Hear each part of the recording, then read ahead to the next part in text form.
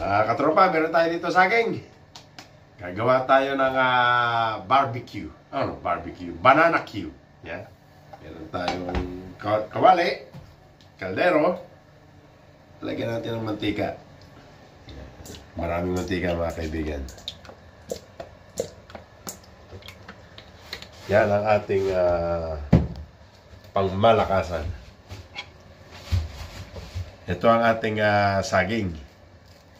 O, di ba? Ihanda lang natin at nang medyo maayos na laban mamaya.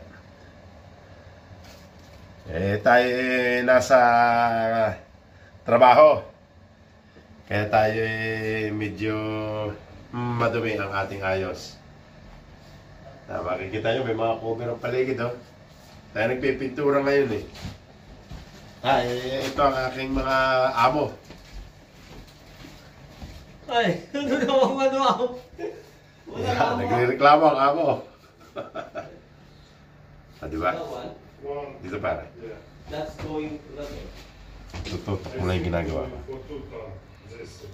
Ganyan lang yan. Diba? Napakadali. Diba? Simpleng-simple lang yan. So ngayon, bubuka mo lang yan. At ayos na, di ba? Simpleng-simple lang, no? Walang kalat. Dati tayo nagbebenta ng banana Q, eh. Ubus ng ubus. Hindi pa nga nabibili, may mayari na, eh. Kinakain na ng mga kasama. Yan.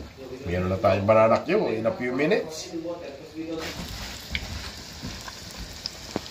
Yan, mga ganyan lang kalakas ang ating init para mga kaibigan, para hindi naman masunog. Meron tayo dito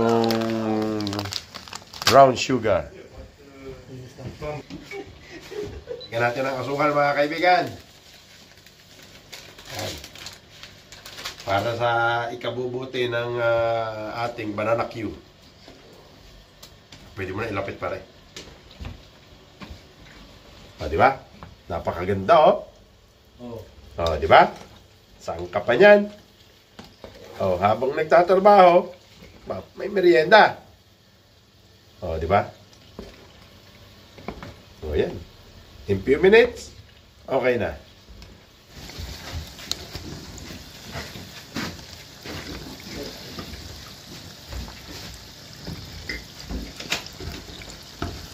This is the big boss.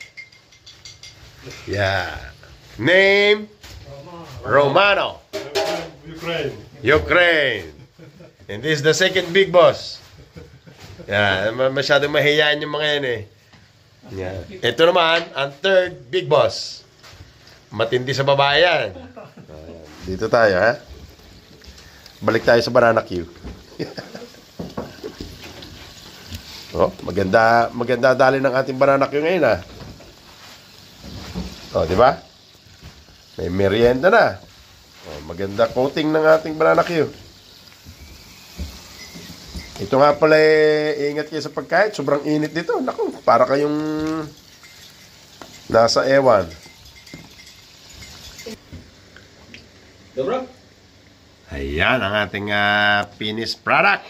Mga kaibigan, banana Q na yan.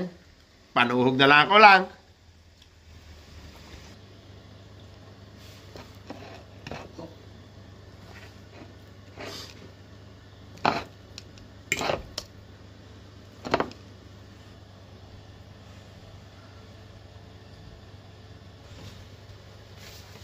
Kakain na.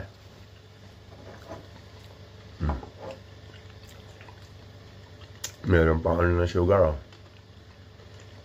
Kita nyo ba yun? Masarap ang ating banana Q. Galing pa itong Pilipinas. Nakarating ng London.